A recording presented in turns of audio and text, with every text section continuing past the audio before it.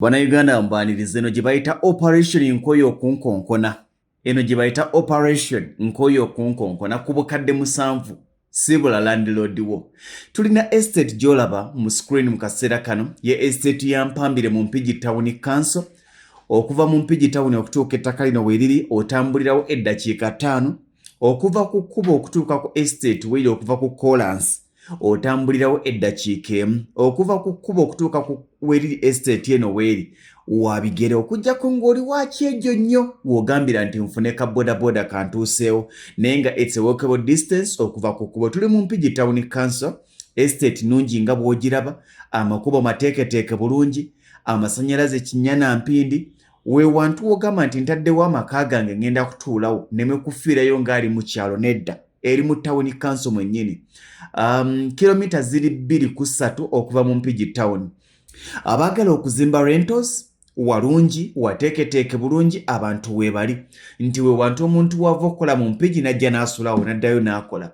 Wagazi wakyalina room for expansion, aba neighbors gye bali abalungi abali so welcoming abaaniriza enkulaakulana. N'olwekyo gamba nti bw'ogamba nti ke kaseera nange omwezi guno ogw'omusanvu mbeereko landlord ku bukadde 7 ogenda kufuna fuuti 5 ku 5 ate nga ku bukadde 14 osobola okufuna fuuti 5 ku 10 nga kuliko n'ekyapa. Ku bukadde 7 5 ku 5, ku bukadde 14 ofunira ku lumu n'ekyapa fuuti 5 ku 10.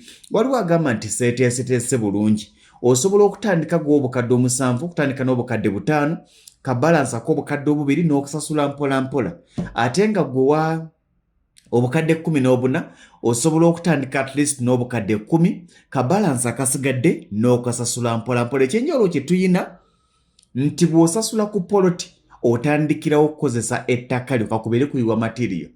K'osasula poloti otandikirawo okukozesa ettaka lyo w'osasudde weewo. Waliwo baganda bange ne bannyinaze baga nti ekituufu Mwami Lugonvu omuntu wange ali wala.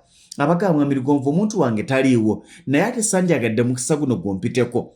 Tusobola okwogera bangi abantu abaguze poloti nesigala nga ziri side eno bw'akomawo Uganda gye n'atwala ettaka lye n'ebiwandiiko bye. Essimu osobola okwogera nange abali ebweru, osobola okumpeereza message ku WhatsApp eya 0753985639 0753985639 nga bw'ogiraba ku screen yo y'essimu eya WhatsApp. Era nga bali mu ggwanga erya Uganda osobola okunkubirako. Eno bagiyise Operation Nkoyo Kunkonkona. Asigala talamba ku guno omulundi bw'ogamba nti n'eno yannemye. Gano masavu gennyini. Kuno si kutta kulonda. N'olwekyo gamba nti muganda wange ne bw'oba ng'olinawo obukadde 5 nkugamba nti osobola okutandika. Ne bw'oba ng'olinawo obukadde 10 osobola okutandika. Ne bw'ogamba nti Mwami Lugonvu njagalako eka namba era tugatagata ploti zino n'ofuna eka yo n'ofuna bwaguuga. Waliwo omusajja atera okikoza. N'olwekyo essimu yeeyo eya 0753985639 jangu ofunira poloti Mpambire Mpigi Town Council.